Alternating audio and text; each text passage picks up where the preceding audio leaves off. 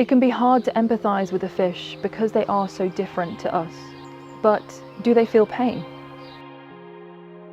In fact, we're not even very good at empathizing with pain in other humans. Research has shown that people imagine levels of pain that other people are experiencing differently, based on gender and race. So it's not surprising that, for a long time, people have assumed that a fish's nervous system and brain structures weren't complex enough to experience pain or discomfort. But the scientific evidence has been dispelling these myths in recent decades. Catch and release fishing is often seen as a harmless hobby. If the fish is wriggling and squirming when they're taken from the water, maybe that's just their automatic instinctual reaction, rather than consciously feeling pain. Unfortunately not. One study found more than 20 receptors in the faces and heads of rainbow trout, each of which are likely to be associated with pain. In another study, scientists injected the lips of fish with an acid. The fish swam slower, they didn't socialize as much, they were reluctant to eat, and they rubbed their lips against the surfaces of the tank. There are several other similar studies which clearly show fish experiencing pain.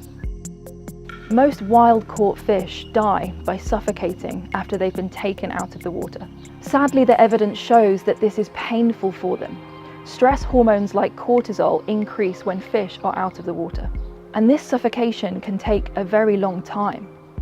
Cod and haddock often remain conscious on the decks of fishing ships for 2 hours or more. And this prolonged period of suffering is made worse by other injuries. Industrial-scale fishing uses equipment which can crush fish together as they are brought aboard. For farmed fish, the catching and transportation practices can be stressful and cause injuries too.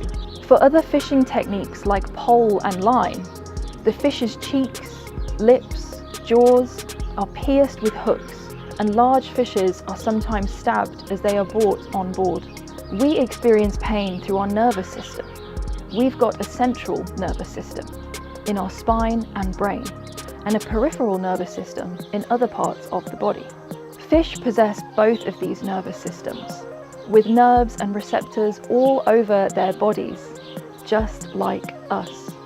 And just like humans and other animals, a fish's brain produces opioids, a natural painkiller. Man-made painkillers have been shown to work on fishes too. So it seems pretty clear that fish do feel physical pain. But what about emotional pain? Scientists used to believe that only higher order animals like primates could experience emotional pain because they have a neocortex, a part of the brain associated with more sophisticated cognitive processes. But emotional pain has since been documented in other animals, including birds and fish, showing that you don't need a neocortex to experience emotional suffering.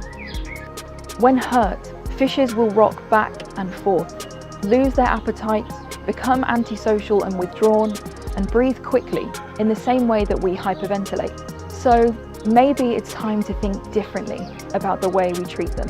Subscribe to our channel to find out more about how we're working to end the abuse of animals raised for food.